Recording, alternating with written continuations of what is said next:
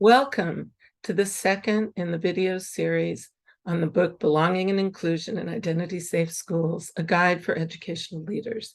My name is Becki Cohn-Vargas, one of the authors, and today we'll be talking about chapters 2 and 3, Leadership and Adult Learning. In our first video, we talked about the power of identity-safe teaching. Today, as we think about ourselves as adults, we also recognize that leaders and staff and the family community all have intersections of many social identities, and we too want to be seen and heard and valued and validated for who we are. Our society and the educational system has been through a rough few years. The pandemic made us aware of huge disparities between those who had access to the internet and distance learning and those who didn't.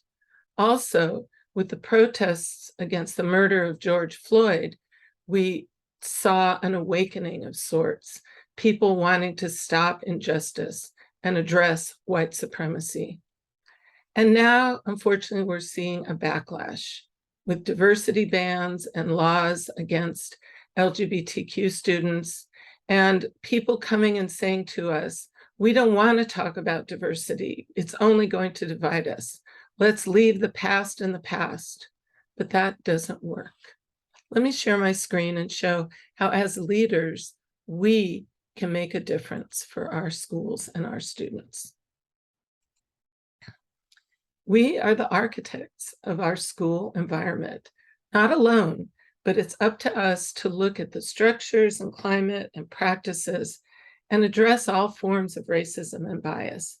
It's a wonderful thing to be able to do. It's also a big challenge.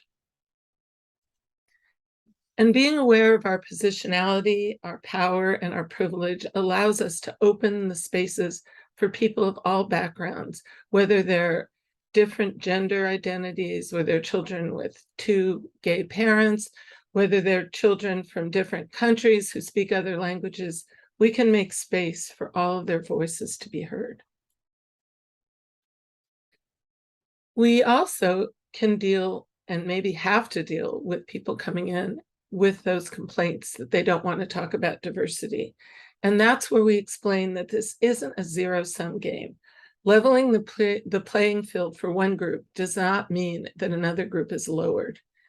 That is really important to get across. It's also important to get across that we're not here to label or blame or point fingers at any group or any individual.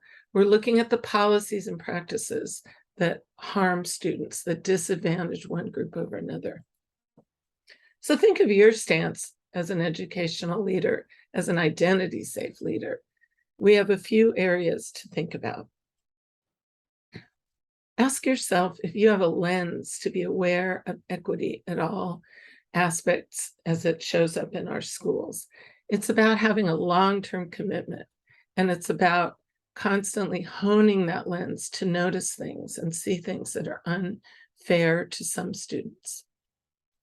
It's also about cultural humility, recognizing that we all have differences in our values. Some people are more collaborative and come from collective cultures where they work together. We have a lot of different languages, cultures, and backgrounds coming together in a school. And it's a balancing act to listen to all those voices. And of course, the growth mindset isn't only for kids. It's for all of us, learning from the many, many, many mistakes we make and growing along the way.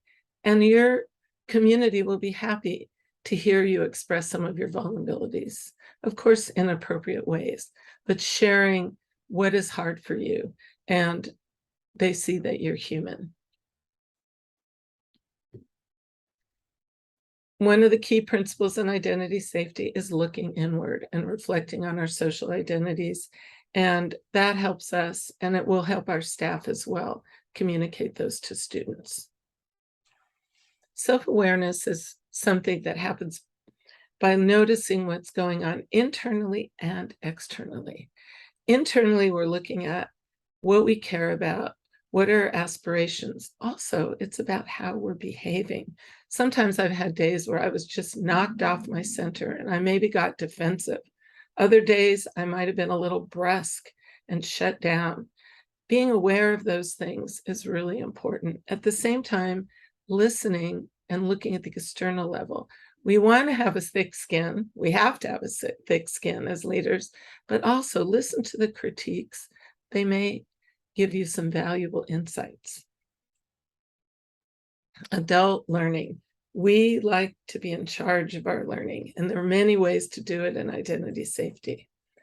We do identity safety PD in the interpersonal level, as we talked about self-reflection and giving people a chance to look inside. Sometimes they don't have time in their busy lives to do this. We also don't force anyone to share anything they don't want to share. It's a very personal journey.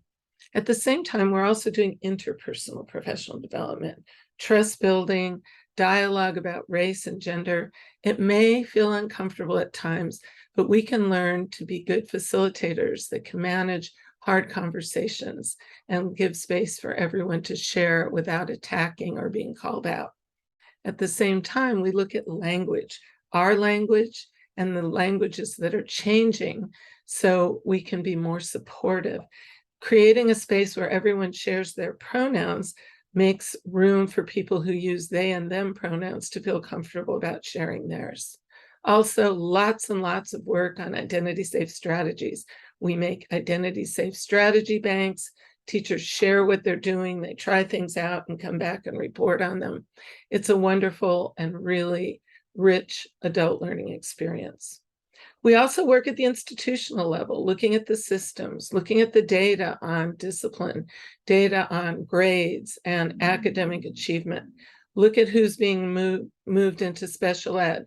Look at who's in the higher level classes.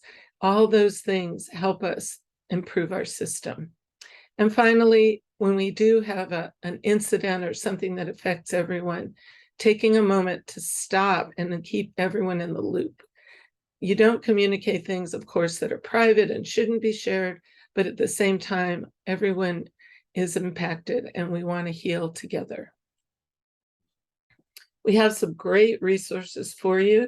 At the end of the chapter on adult learning, we have something where you can set some goals and track what you're already doing. And we also have a set of tools that are at the end of every chapter and in the appendices.